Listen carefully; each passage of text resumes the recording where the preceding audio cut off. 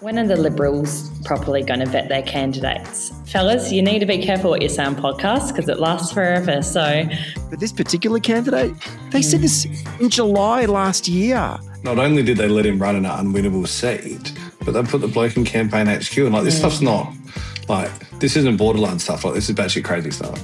Oh, yeah.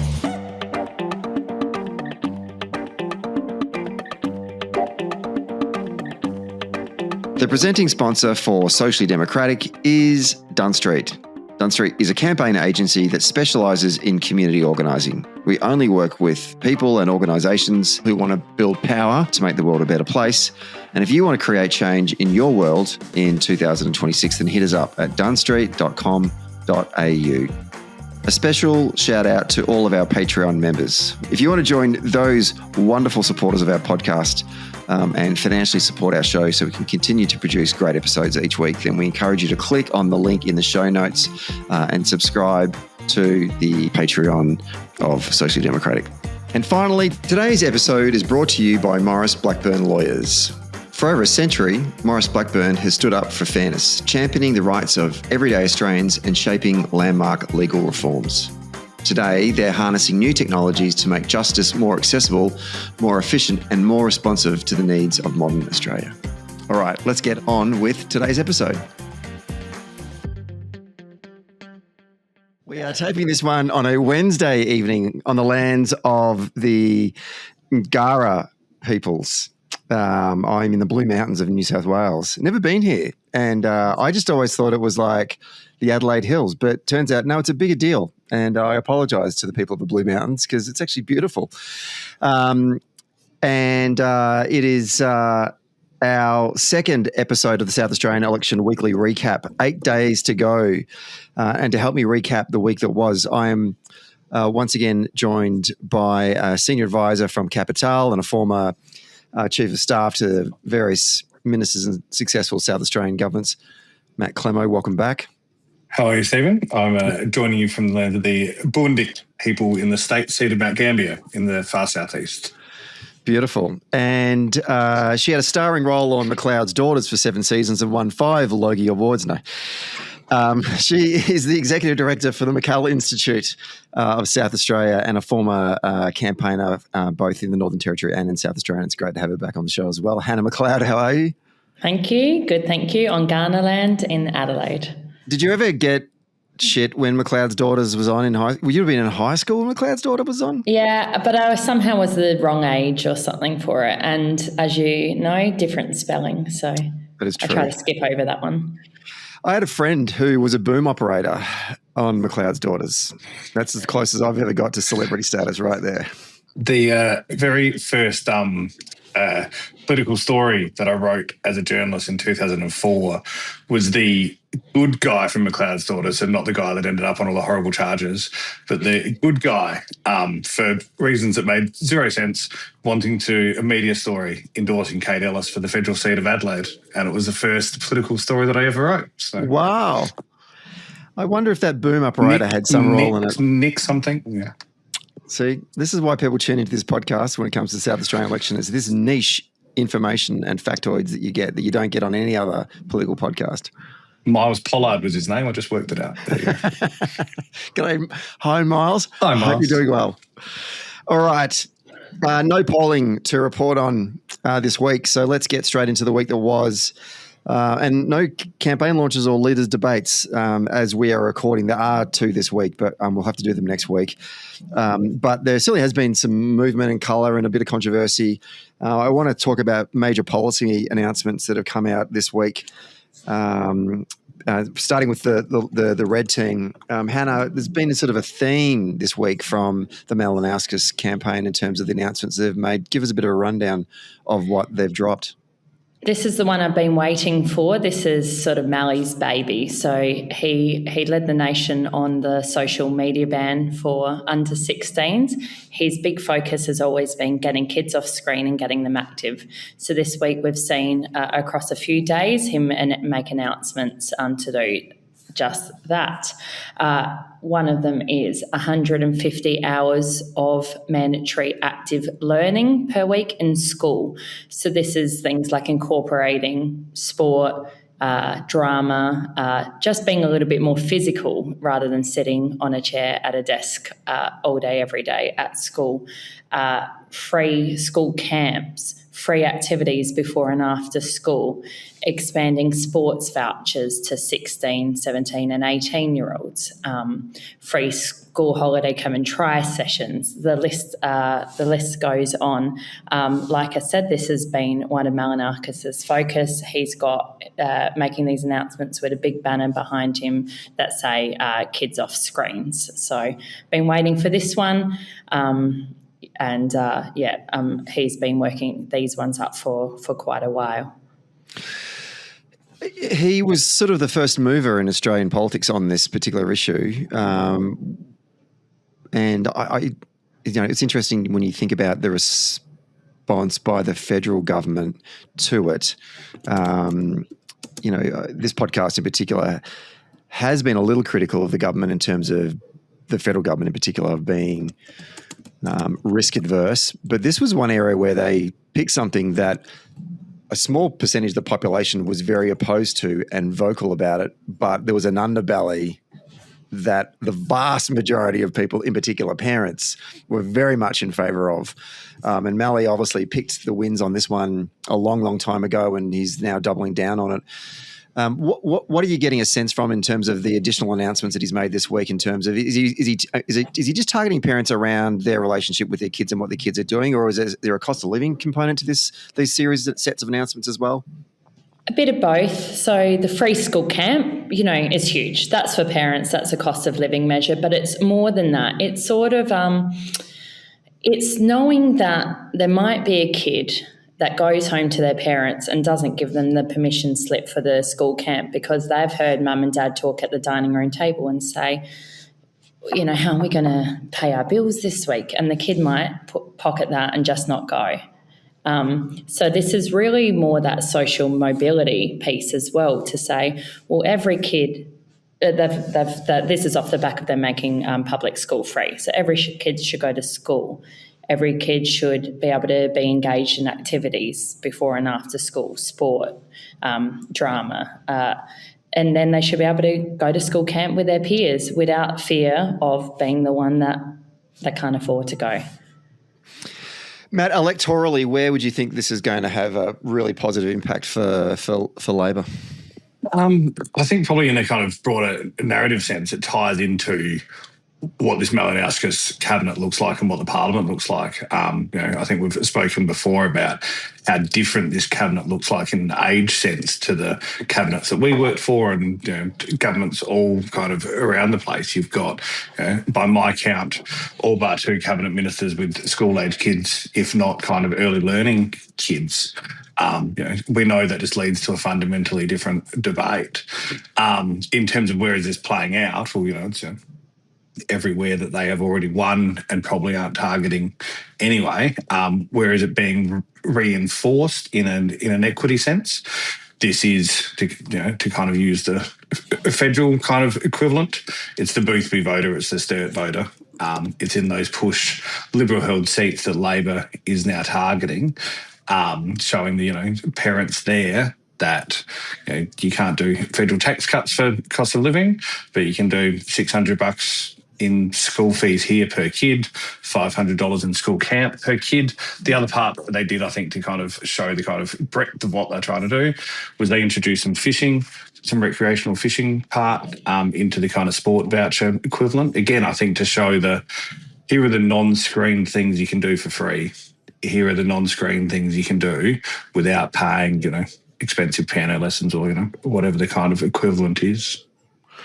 And there's always been a little bit, in the last sort of 5 to 10 years, there's been a bit of a narrative by some commentators that Labor, broadly speaking, I'm talking about either a state or a federal level, but the Labor Party have only turned their attention to voters in marginal seats and have ignored their working class base.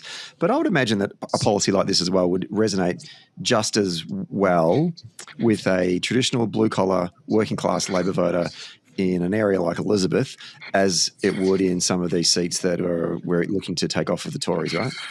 Yeah, I mean, if you look at, the sophomore surge is probably well and truly on anyway, but if you look at that class of 22 that won, Minister Rhiannon Pearce in kind of the older traditional Golden Grove, next to Blair Boyer, who is Education Minister, probably deserves a fair tip of the hat in all this stuff as well. In the inner southwest, Nadia Clancy, kind of in and around Clarence Park, they are the public school families that we're talking about that will have the largest impact out of these, and then of course through all of the seats that are already held by kind of more than 10% in that working class areas. Hannah, I want to go to you in terms of what we saw from the Libs this week,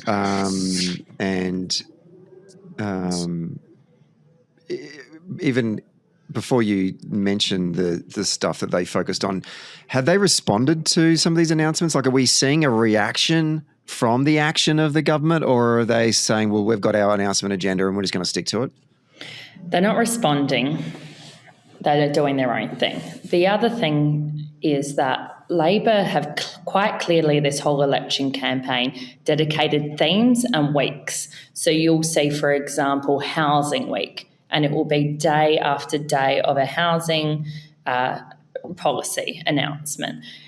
This week it's the kids off screens, and that followed on from Education Week last week. So it fits in really, really nicely, and it ties it all together. Once they've then got this packaged of announcements, they'll put it up in a succinct way. So it might be on a flyer, or it might be on their website, and they've got the policies all neatly ordered. You can go onto the Labor Party website, housing, The Liberals haven't taken that approach, and it makes it actually very hard. In researching this podcast, okay, what have the Liberals done? It makes it really, really hard.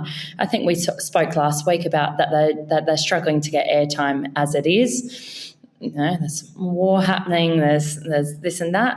So they're already quite far down in the advertiser. As soon as they get bumped for the next thing, it's very hard to know what they've actually announced.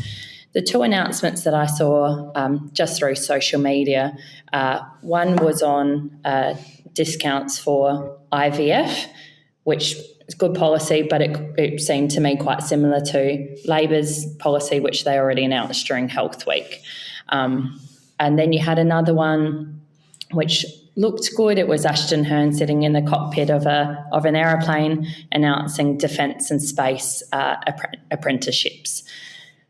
They're both good policies, I suppose, but they have nothing to do with each other, and it's just bizarre, and it's just a bit out of sync as to where we are. We obviously are going to have a jobs and skills boom. I think a defence and space apprenticeship is good policy, but it just is so distinct from the way that the Labor government here were announcing their workforce and skills thing. Because that every policy, it was layered, and this is why we're doing this, this is how much it is. It just was a lot more succinct. I think part of the Liberals' problems is when they're announcing these policies, they are very scattergun. They're choosing a different topic every day. They're not responding to what Labor's doing, which is fine. And then issues of the day just push them even further down. Matt, I'm wondering about. I mean, obviously the opposition leader is a rookie. She literally is a rookie. This is her first term in the parliament, and for her to be running for re-election for the first time, but also leading the top of the ticket, would put a lot of pressure on someone and the scrutiny of a campaign. Is this inconsistency and this scattergun approach that Hannah's talking about? I mean, is this on her? Do you have any insight into her office? Is her office a reflection of her own leadership in terms of inexperience, or is this something that we've just sort of historically seen from the South Australian Libs over the last 2 or 3 campaign cycles? Yeah, I'd probably say 3 things. From the end, I think I view all these things in the terms of kind of bench strength and what you have around you. I think one of the reasons why Stephen Marshall lost in 2022 was he lost the bench strength around him. And, my view of campaigns is you need other senior people out doing the heavy things to clear your air to go do the positive parts. Ashton Hurn's been out talking about One Nation policies and leaks and a whole lot of shit that she should not be talking about, because outside of the shadow treasurer, there's really been no one else out there doing any heavy lifting. In terms of other two things which are particular bespoke to here, her chief staff's on legislative council ticket and is in a possibly losable spot, whereas it would have started thinking that, Libs have never not got to 3 on the ticket here, and they're a huge chance of not getting 3 on the ticket. So I assume that's a pretty unfun environment. On top of that, because of the size of the polls, we've seen an extraordinary amount of time by the opposition leader in her local seat, which should be north of 15, promising I think it was north of $300 million Brossard Hospital, I think, playing proper on-the-ground defence, handing out at the shopping centre, essentially campaigning in her own seat rather than outside of that. So I think if you put the 3 of those things together, that is the sum of the parts as to where we are. But I think primarily campaigns are hard and you need senior heavy lifters around you, and I don't think we've seen that outside of Ben Hood in this campaign. What did you say her margin is? Around 15 points? I said it's a 15% seat. I think it's down 6.5 or something now, but it's said in a normal world, this is a seat that Olsen had before he went to the Senate, before he came back and became Premier. A guy called Ivan Venning, who's the uncle of the new federal parliamentarian Tom Venning, had it on north of 15 for years and years. And then Stephen Clemow, who was first-time minister, as in elected into Parliament, went straight into Cabinet, and touted as future leader, look at the other way. It is the second last seat to fall in the state. That's how safe it is.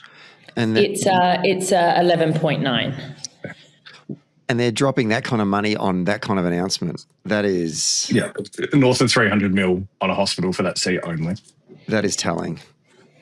Yeah. That is telling. Okay, good. Not a great week for Labor with Health Minister Chris Picton in the news. Hannah, what's your reflections on that? I'll quickly summarise the story. On Wednesday night, a grieving widow was on the news essentially saying her husband had passed away after being ramped in an ambulance. We've talked last week about ambulance ramping being a soft spot, the Achilles heel for this Labor government.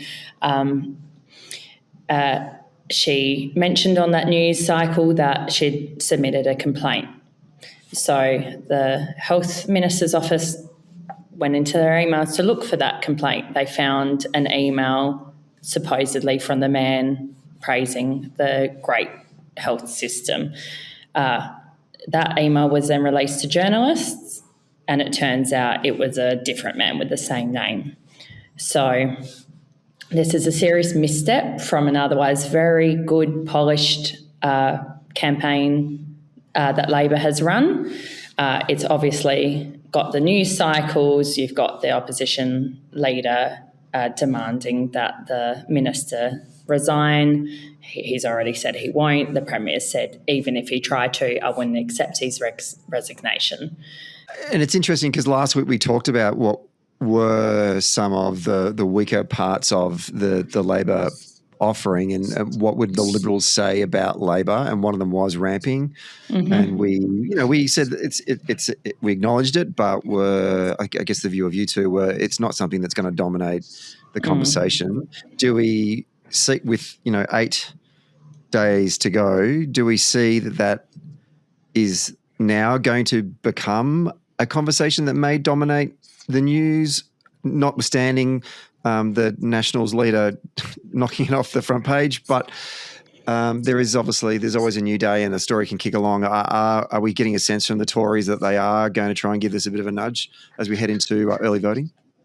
I mean, I think in a campaign central sense, if you're a Liberal HQ, you'd be trying to talk about health and ramping every day that you possibly could.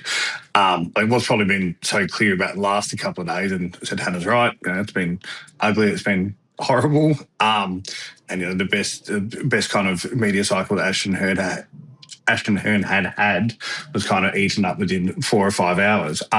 What's been clear to me is we're in that crazy, messy 10 days out part of the campaign, kind of the James Diaz kind of part. Today we had Blair Boyer, who's been the kind of Labor campaign spokesperson, going out with a video of let's cautiously phrase it as, batshit crazy US podcast from the candidate opposite him in his own seat, saying feminism is demonic, gay marriage isn't real, something about witches melting on the church in front of him. And then we'll come to this later in the podcast, but even more upper house chaos. I think in voter world at the moment, this is starting to look at what was a really significant, substantial, legitimate issue. We've now turned into he said, she said, she said, he said, he said, she said, he said. They all look mad. And I think that's probably where we are until we get to pre-poll territory now. Sticking with you, Matt, not keen for your thoughts on this as well, Hannah, but I mean, Matt, your background and your entry into this world was through the media. Just explain to folks from outside of South Australia I won't say the uniqueness of the South Australian media landscape, but the way it is a bit different to Melbourne, Sydney, Brisbane, with only being one major newspaper. How do you fight to get eyeballs on any of the sort of the platforms, and which ones would you want to be prioritising in terms of earned media? Yeah, and also to be fair, I mean, I'm an old man now, and it's different to even the campaigns that I was involved in. But you have a morning advertising news cycle, which is followed by 2 a.m. morning news cycles before 9 a.m. 5AA, which is the kind of Laws, Jones, Mitchell kind of equivalent, and then an ABC morning, which was once the most feared thing in the country, and is now probably a bit more upbeat and probably not the kind of dire part that it was. So you've got kind of the cycle of the morning Tizer drop ends up happening over that morning radio. They might use morning radio to drop something else, and then that follows into a TV story extension of that. And then AM radio for the rest of the day is pretty non-political. So you've essentially got morning story followed by what happens after that, and then everything's wrapped up by 2 o'clock. And more, in a normal sense, you've got more people getting their TV news off of X and Facebook than you are off of the actual TV. Then what changes during the campaign is people that usually consume nothing, then are catching the parts on TV. And I think we spoke last week, political stories in the back half of the half an hour news currently. Like I watch, I'm in Mount Gambier now, watched it tonight. It was after fuel prices. It was after everything else. It was, 8 or 9 minutes in. Last week on the back of Iran, it was 14, 15 minutes in. So it is enormously hard to get people's attention in a cramped space. And early voting started, as in kind of aged care home regional hospitals, and pre-poll starts on Saturday. Postals are out. So, we're now trying to do the math today. I think we're 244 hours until polls close. Just quick when I lived in Adelaide and listening to the ABC morning radio, was it Matt Bevan? Matthew Abraham and David Bevan. That's right. And Mike Rann used to go on in the mornings and just cop an absolute basting from them to the point of almost disrespect. And it was very unbecoming of Auntie and the ABC. Yep. And I remember I listened to the ABC radio when I was in the shower, and I don't want you to have to picture this image of me in the shower, buck naked, screaming at the radio, losing my shit. Geez, I used to get under my skin. It's funny you just mentioned that that they're the most feared morning breakfast radio in the country, but it's fundamentally changed now. Whatever happened to those two? Anyway. David Bevan's around still, and Matthew Abraham's now doing the Neil Mitchell equivalent, kind of calling in and doing 15 minutes of here's my view of the world. On 5AA? Yeah, I mean, that's where he should have been in the first place. He was literally playing for the wrong team. Sorry. Okay, let's get our campaign nerd on and talk about preferences on how to vote cards. Matt. Sorry, I was all kind of ready to go there. Oh no, I don't want to hold you back. Just go for it. I think kind of hand in hand with how hard a campaign it has been for the Libs, after 3 weeks of essentially being tarred with could you ever fathom accepting the one nation preferences that even John Howard turned back on, kind of goading the Libs to essentially rule out one nation preferences. Corey Bernardi went out first and said, I don't even want you, never really wanted you anyway. I'm not going to preference you, and announced that they were going to do a independent ticket. So essentially, as a starting point, Labor has been, as they have traditionally, one nation last, supporting a whole lot of independents, supporting Greens everywhere where there's not an independent with a chance of winning, and then working kind of backwards down the list. The very few Nats we have here ahead of the Libs, and then ending with the orange at the end. One Nation went out first, said that their view was that Labor should not be rewarded with your preference, but the Libs are undeserving and unworthy of your preference. So preference every minor party and then choose if you want to put Labor or the Libs last. So that essentially took the power out of the Libs to do a one nation deal, essentially. Inexplicably, 2 days later, they came out and said that they're going to preference one nation in the lower house anyway. Ashton Hurn did it herself and had said that that is in the best interest of having non-Labor MPs elected, and that they would rather have one nation MPs elected in those seats rather than having Labor MPs, which realistically that's not where the fights are. It's more one nation versus soft conservative independents, I guess, for want of a better word. Not quite Teals, but kind of regional versions of Teals. Probably more a kind of Indi version of that. What's probably most quirky about that, and kind of in an inside baseball sense, whilst the Libs have done that, they haven't preferenced one nation in the Legco. They've left one nation fifth in the Legco behind some of the minor parties. So where there was benefit in doing it in exchange for one nation giving them back to them, well, they didn't get that because Corey had already said no. And where they were doing it in an exchange to hopefully shore up a third Legco spot, they've not done that because they put one nation behind the other minor parties, again, which we'll get to later in a Legco sense. So it's kind of no harm, no foul, other than they're forever going to be tarred as the group that preferenced the orange side at the height of the craziness. Hannah, were you surprised by this? Well, the day that the Liberals came out with saying that they're going to preference one nation, I believe was the same day that Corey Bernardi reaffirmed his belief that same-sex marriage is a slippery slope towards bestiality. So that just why do it? Why do it for nothing in return? And I think everyone's favourite political commentator, Tom Kurtzentonis, was the first person on the forum formerly known as Twitter, saying how much of the voters of Unley, Bragg, Morphett, Hyson, how are they going to love to hear about this? So I said, in a pure political pragmatism sense, you could understand doing it for the Legco deal if that was a really hard choice you wanted to make, and say, we can't stand Corey can't stand us, let's just hold our nose and do the deal. Corey had already said no, and then they did it anyway, and there's no Legco benefit to it. So sometimes, where do you end up when you're trying to find sense where sense isn't? Where sense doesn't exist?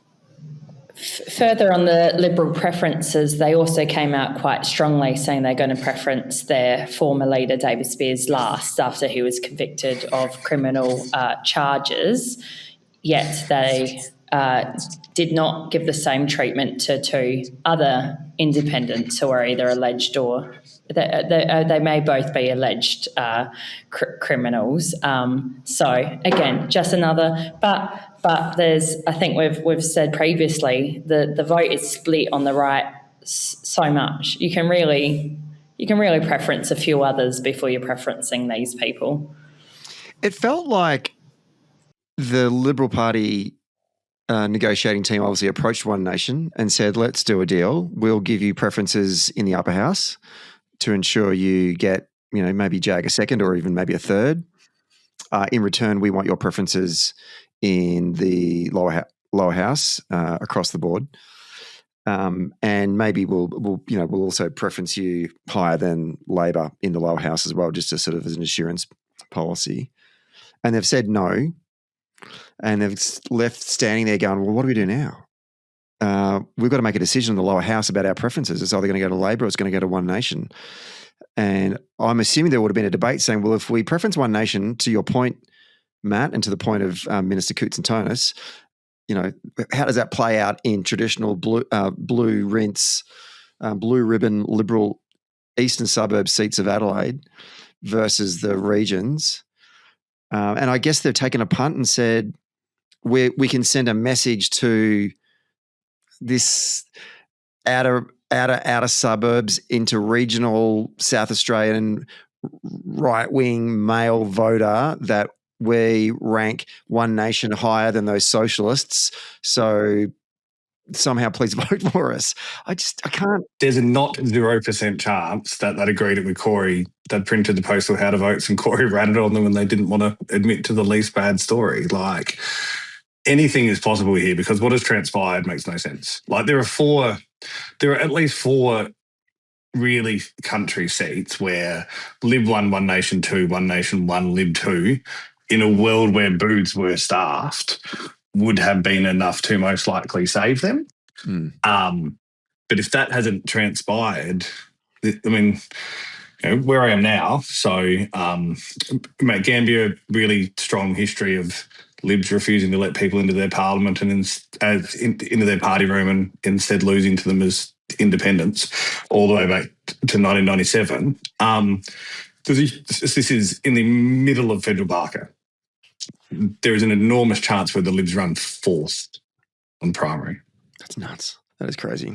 What did we see from Labor's preferences? Because one thing that's sort of come out of the last federal election was we didn't do a deal with the Greens because we finally had the courage to say, we're going to get your preferences anyway. We don't need to trade off anything to you. We'll go trade something else and still get the benefit in the lower house of Green voters preferencing Labor overwhelmingly 87 to 89%.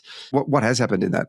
Yeah, so probably the only thing of interest, I think, as opposed to being surprised, is where Labor ended up on the Legco preference deal. So really quick history lesson, Labor's never won 5 of the 11 Legco seats in history until last time when Russell Wortley did it, and now it's enormously likely to do so. On the back of that, you'd say on any balanced poll, Labor will get to its 5 quotas and have a pretty significant over-quota left with a tiny, tiny, tiny chance of getting to 6. The Greens always struggle to get a full quota here, so they certainly won't have overflow. Labor's put cannabis 3rd, and then a couple of independents 4th, 5th and 6th. So on the back of that, I think the most interesting thing is if the poll was followed, that 11th Legco spot would now be favoured to be the first cannabis representative in the SA Parliament. Hannah, care for your thoughts there. Why do you find that funny?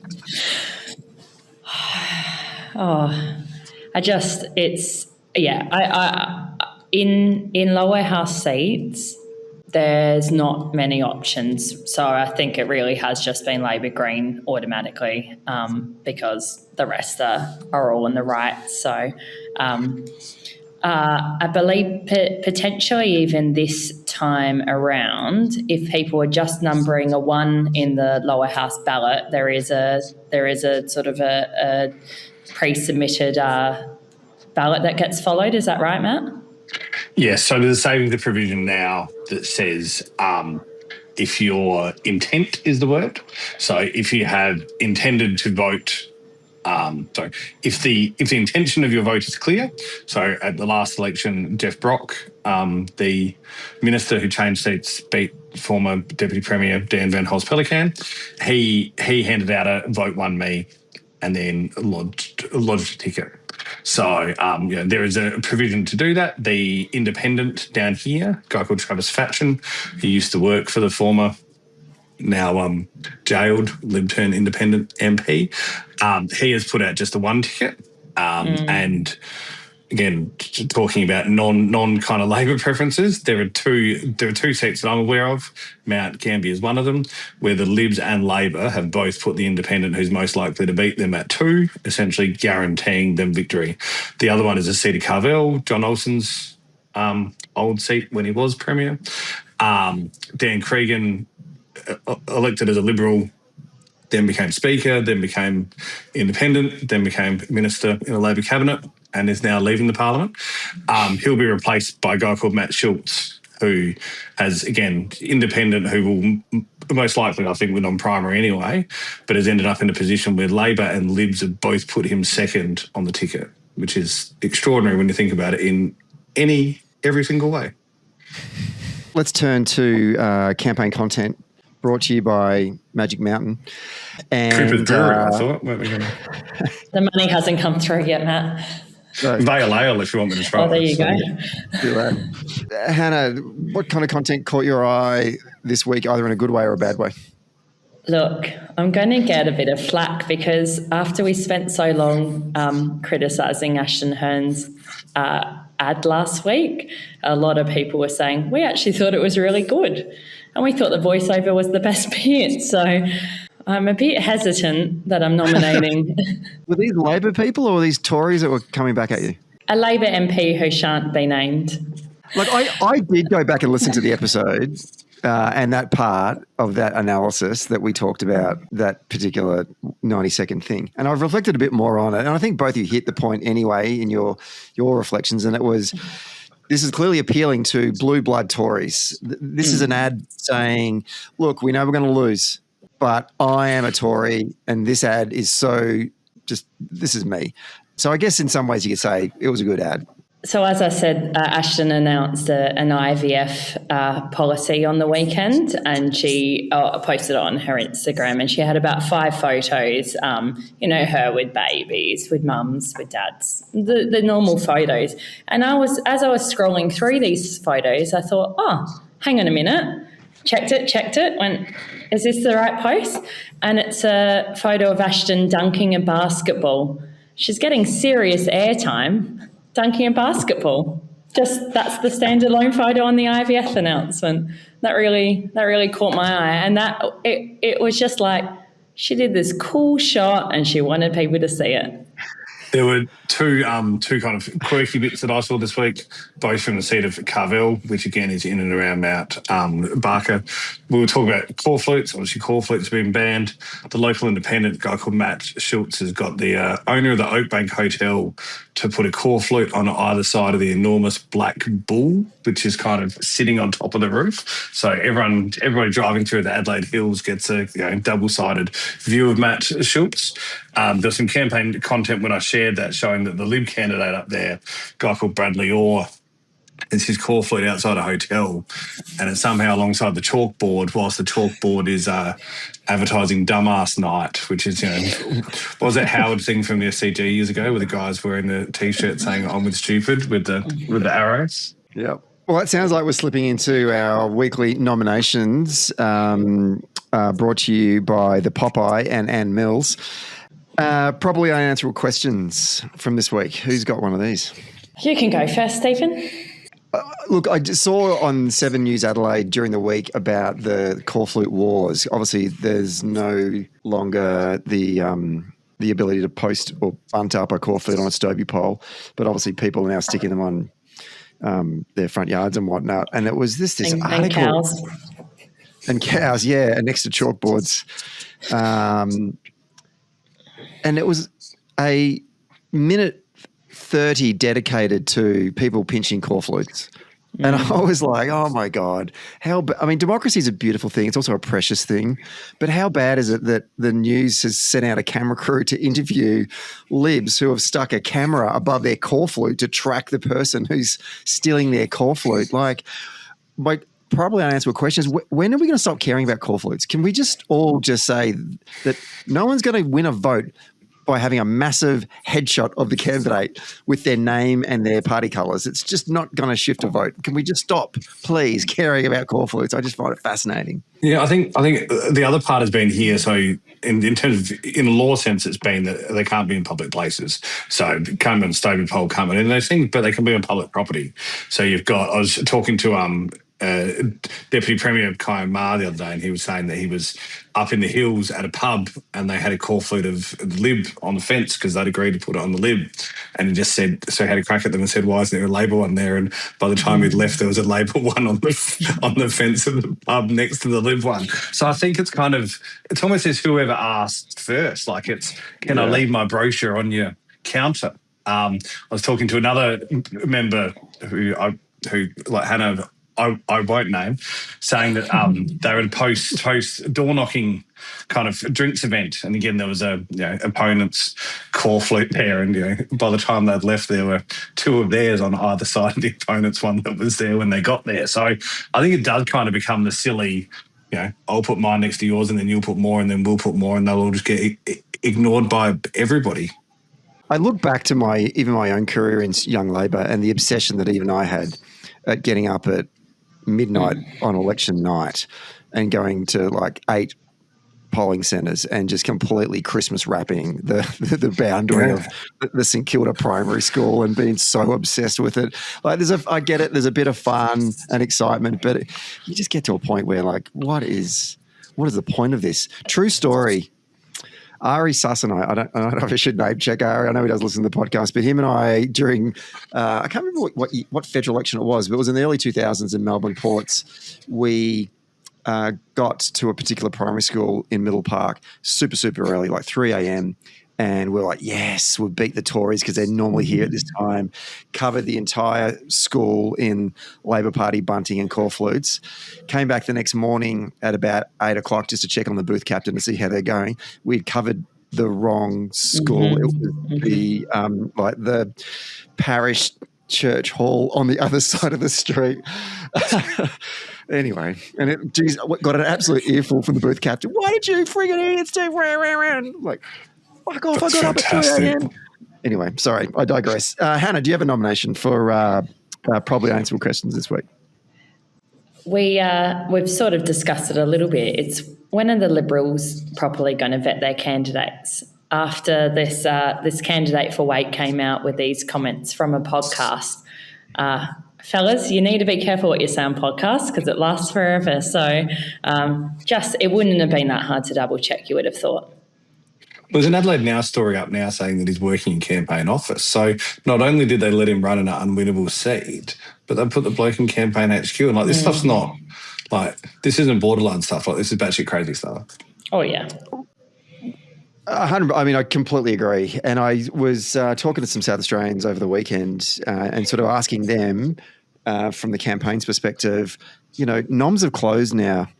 How to vote cards have been decided. Postal vote applications are done.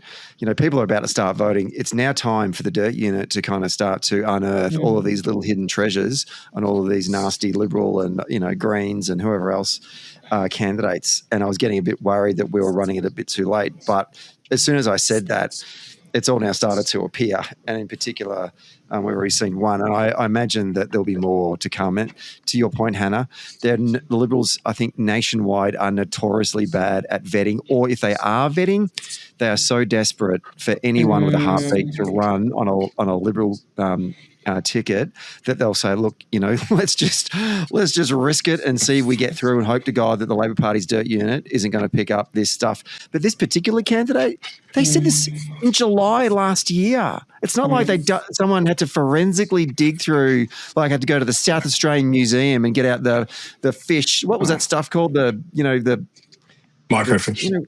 Yeah, the microfish, right? And go through really, really old documents. This is literally something that happened last year.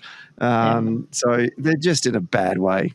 We know it's the undoing of these minor parties. It was at Nick Xenophon party. You try to fill as many seats as possible. One Nation, you try to fill as many seats as possible. But you have a few unhinged people running for those seats. People maybe look the other way. But a major party shouldn't be having candidates like this. No, not at all. Matt? I think what is interesting in terms of the dirt file stuff is, I think we spoke last week, Labor's made a pretty clear choice to call One Nation, unworthy of votes, but kind of leave them alone and let the the Libs kind of wallow in that. I am interested before pre-poll Saturday where if there is an attack to be made on Corey's not the friend of the battlers, One Nation's not the friend of the working class, whether there are negatives there or whether there are negatives at pre-poll on Saturday saying these guys aren't your mates. And if you were going to do it, you'd do it late. It's now Wednesday night. If you're going to do it, that's a Thursday, Friday, or a pre-poll thing on Saturday. We might have 30% of people vote on Saturday. Like we might have 30% of the vote be done in a single day on Saturday. I saw the Nightcliff stuff last week. Sorry, completely digressing now. 25% of people voted polling day. Really? 25% of people voted polling day. Yeah, that's incredible, isn't it? I mean, I know the much smaller electorates, both in voters' population and actual physicality, but geez, that's remarkable. It's only about 60% voted, though, overall, so very, very small numbers. So 15 people in Nightcliff voted, is that what you're telling me, Anna? 1,500, yeah. And they actually preference Greens first and Labor won on preferences, so there you go. Yeah. From 20%. Good to be back in Darwin. Yeah.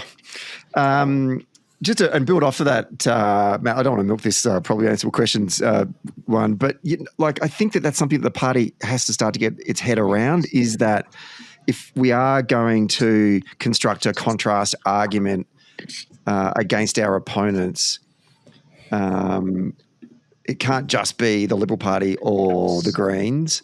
We saw in the Bendigo, the last federal election in Bendigo, the amount of money that the Nats spent in that seat against Lisa Chess's, like close to 1.2 million was the number reported. The lesson from that Lisa Chess's in Bendigo. Chester, sorry. Yep. Yeah, in Bendigo. If they're dropping that kind of money, then we're going to have to be in that space as well and start to take down their candidate, because basically they dropped all that money and there was no criticism against their candidate, but there was no forensic research on that candidate either. If One Nation are going to front up to a state poll or a national poll with 22, 23, 24% primary in the polling, then they are absolutely prime for criticism and a target as well. And I'm sure. I'd like to think that the South Australian CHQ is going to start to pick out some of these candidates, because there'd be absolute rich pickings from absolute crazy town that they'll be nominating. Okay, hot take of the week, Hannah. A member here, Connie Benares, a Greek woman, gave an absolute hot take on Corey Bernardi this week. I'll quote her verbatim. There is a special Greek word for people like Corey Bernardi and the repugnant and vile views that he has shared, and that word is malaka. Just thought it was brilliant. Right. Very West Adelaide. And she would know because she was a former member of One Nation, correct? No, SA Best. So that's the other party. Oh, she's ex-Xenophon. Yeah. Long orange. She's still the Xenophon party, SA Best. Yeah. Oh, really? I didn't know that. Mm-hmm. Learn something every day. Mel Meninga in Over My Head Award, and I called this last week that this was a potential, and it turns out it only took me 7 days to be right. Chris McDermott has gone from running in the lower house to running in the upper house to now not running at all. Yeah, so go back 7 weeks. So Chris McDermott, Hall of Fame AFL player, champion Glenelg footballer, and this is important here, champion Glenelg footballer, southwestern suburbs of Adelaide.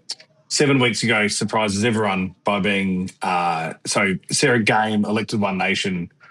That's what I was thinking about. Because her mum was the One Nation Senate candidate. I remember those two elections overlapped, March 22 and May 22.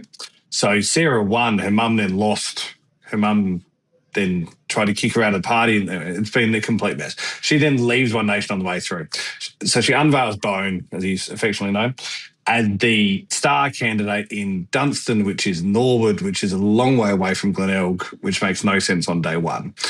Most of the commentary on day one was, that's mad because he may claw 10, 12% of the vote in Dunstan, but he's not going to turn the dial anyway. He just happens to live there. Wouldn't it make more sense if he runs for the Legco? someone is already in the number one spot for the Legco, but that doesn't matter much here because someone was in the One Nation spot before Corey, kicked them down to 2 as well. So a week after that, McDermott announces that, oh no, he's now going to be the number one spot on the, it's called Fair Go, Fair Australia party upstairs. So Chris is going to be the number one on the ticket. Campaigns around the place, gets a pretty soft kind of media run, as you'd expect at the start. I was in Port Lincoln for a couple of days and saw him over there campaigning and enormously popular. And then does enormously well preference-wise. So the Libs put him second on the Legco ticket. Labor put him fourth on the Legco ticket. So if he were to get 3%, he can get a seat from there. So noms closed 2 Fridays ago, tickets are out, preference deals done this Monday, postal votes go out. And then he does a press conference today, says, I've had a gutful, Meninga style. I'm out. I can't work with Sarah anymore. Sarah does a press conference and says, there's no loyalty in politics. We used to be friends, but now we're not friends anymore. It's too late to tear up the ballot paper. She tells people to not vote for him, which is her party, but to vote for the Libs because she doesn't want people to vote for him. And he tells people, vote for me, I'm an independent. So you've got a woman who was surprisingly elected under One Nation, who then stole that 8-year term from her party, irrespective of what the party is, criticising a bloke for just taking it to the next level where he's stolen a seat before a vote's been cast. He's stolen a seat in the period between nomination and closing and a vote being cast. And there is, there is a 1 or 2% chance that he is elected because of this enormous preferential this enormous preference deal he's got. So if you take that to its kind of conclusion, the Lib printed how to vote Legco ticket, which will go out in all 47 seats, is currently preferencing an empty chair at 2. You couldn't write that. No. So I did see, I was doing a Hannah before, Stacey Lee, former ABC reporter, former Sky reporter, she's now 5AA. She interviewed him this afternoon and said, have you done a Mao at Meninga? And it went pretty badly and he took enormous offence and was trying to explain there was a significant difference between 7 minutes and 7 weeks, but here we are. I wonder if he'd watched the video and said, maybe Mel's onto something. Yeah, I don't want to do this. Well, I've had a gutful. Yeah. Okay, and marginal seat Hunger Games. So this is my favourite thing of the campaign. After the extraordinary former electoral efforts of our colleague Hannah here in the seat of Hammond, introducing herself to the people of Mowbridge and surrounds. So Hammond is a seat of Mowbridge, Strathalbyn, kind of hour 15 out of Adelaide, former kind of meatworker town, the railway towns, etc. Hammond has the seat of Strathalbyn has 2,000 votes. At the last election, Labor got 20.8% of about 420 of them. And last Friday, 15 days out from the election campaign, that's where the Premier was. So if we're talking about where the kind of where the electoral map is currently being drawn, you've got the Premier in a seat that hasn't been held by Labor since a guy called Gabe Bywaters in the 50s and the 60s. And that's where that effort is being spent, working with a highly popular mayor of the Mid-Murray Council, which is Mannum. Simone Bailey is the candidate's name. And that's where the Premier and the Premier's officers' efforts were 15 days out from the campaign. And we'll revisit that as the next answer as well. The photos of Mally visiting, doing a street walk with the candidate, I've never seen a candidate smile so much in my life. It was grinning from ear to ear. It was just like, that is just joy right there. Hannah, probably unanswered question, why aren't you running in Strathalbyn? Like this was, here's your chance. Come on. The party should be appreciative. I was just warming up the seat. Any other marginal seat Hunger Games from you, Hannah? I've been sent in Colton. So Colton is a seat like Henley Beach area for those who know Adelaide. inner west. The Labor candidate is Aria Bolkus, Nick Bolkus's daughter. The Liberal candidate is a freshie, apparently fighting very hard to get any sort of resources, any big announcements in the electorate. And then you've got an independent former fair guy, I believe, as well, actually. He was the last guy that left them, yeah. Running in Colton as well. But anytime you see Malinauskas, you'll see Aria's head popping up behind him. So that's been one big focus for Labor. I'm loving it. I just wish we talked about this before we started recording, but can they hurry up and just release the betting odds for some of these seats so we can jump on some of these? In time. We'll have to dedicate the entire episode next week just to, yeah. Do we have a nomination for In This Economy Award? Yeah, so going back to the seat of Hammond again. So Murray Bridge is my hometown, so hence my excitement out of this. So Murray Bridge on the river, one of the first crossings. From about the 1950s, there's been this world's ugliest mechanical thing, which they call a bunyip, which is essentially a monster. So if you go down to Sturt Reserve, there's a cesspit pond in a fake cave, and you put 20 cents in, and it's probably a swipe card now. And then this thing gurgles, and those at home will need to Google it. Birth of the bunyip. And the water gurgles, and this huge, horrible green monster holding this little baby comes up and scares the shit out of everyone.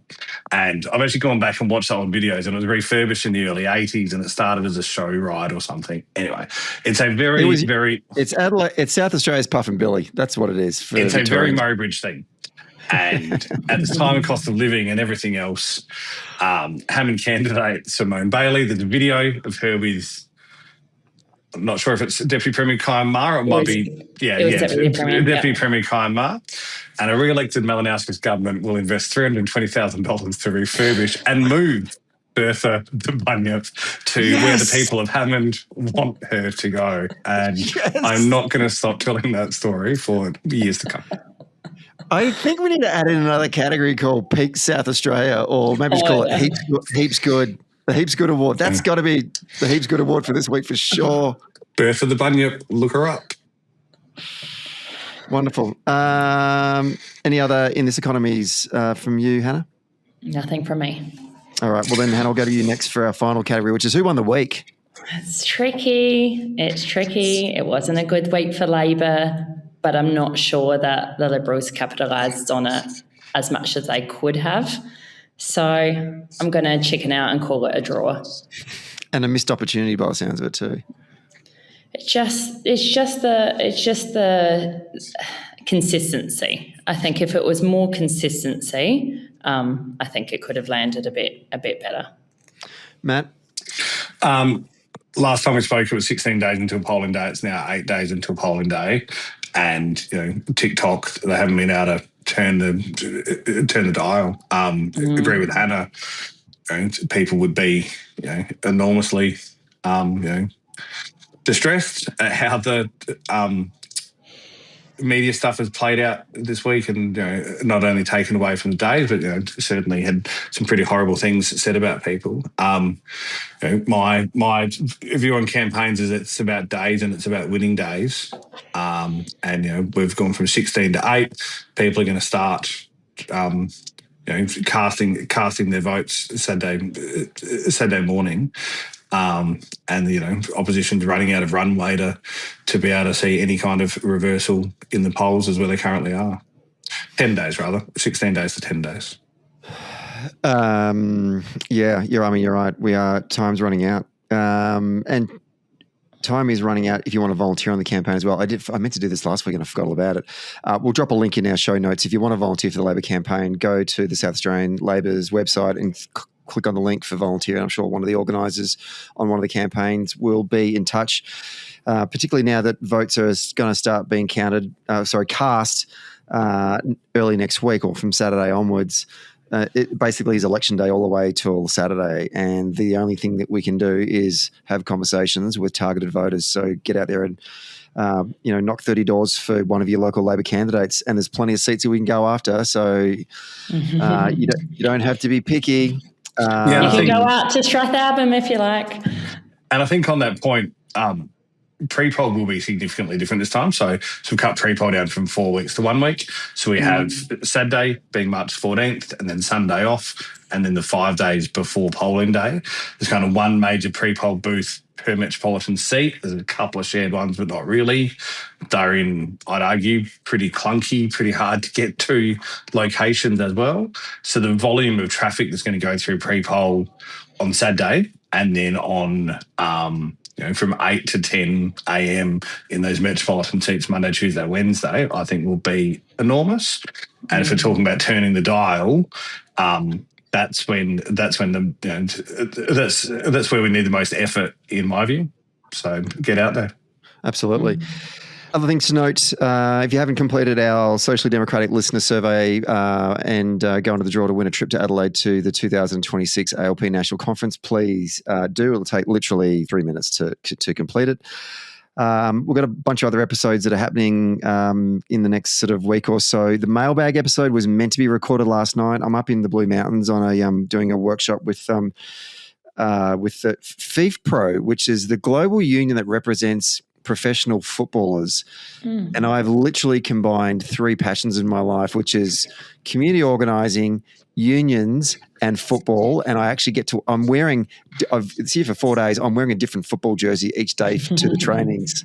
It's the only time I'm going to get away with wearing a football kit to work, but I'm loving it. It's been fantastic. But anyway, it's been fantastic, but I've been flat out. We're not finishing till late, so we weren't able to record the mailbag episode this week. We're recording it next week, so it'll be up next week. So if you're on Patreon, you still got a chance to send in some topics that you want myself, Todd Pinkerton, or Lissy to listen to. Otherwise, Hannah, myself, and Matt will be back next week. We're recording next week's episode on Wednesday evening, so we'll drop it sometime Thursday. I think we've got probably a couple of debates to watch and review as well, which we haven't actually had a chance to do. I'm looking forward to that. So the first one's this Friday, so kind of 36 hours, 44 hours from now is the first debate this Friday, Chamber of Commerce and the Press Club. And then next Wednesday, before we record next Wednesday night, is the Sky Tizer simulcast one. ABC is doing this Fridays. Great. Hannah MacLeod, thank you very much for your contributions today. Thank you. Can I just finish on I hosted Kate Ellis and Christopher Pine last night for an election panel and got a couple of tidbits from Christopher. The first is he thinks the Liberals are going to end up with double digits. So we'll track if his prediction is correct. Primary and the second or seats? is Primary or seats? Seats. That would be dire. And the second is a podcast is like a beach house. Everybody has one. 100%. No doubt about it. Look, I just felt that when I started this in 2019 that middle-class white men's voices weren't being heard, and I just thought I'd go in and fill that vacuum. Now's your time. There's a Liberal candidate that I think has similar views. Yeah, absolutely. Very good. Good way to end, Hannah. And I want to end it right there, but I've got to say goodbye to you as well, Matt. Matt, thanks very much for your time. Thank you all. Bertha the Bunyip. Look it up. Indeed. And we'll see you all next week, team. Hey, Social Democrats. Thanks for listening. Today's episode was hosted by myself, Stephen Donnelly, and produced by Grace Eyre. If you like the show, please rate us and review us wherever you get your podcasts. And if you really like the show, then join our Patreon community for early and ad-free access to each episode. We regularly take questions and comments from our Patreon members, so get in there if you want to have your say. And finally, get all the latest updates and bonus content by following Socially Democratic on our social media channels. The links are in our show notes. See you next Friday.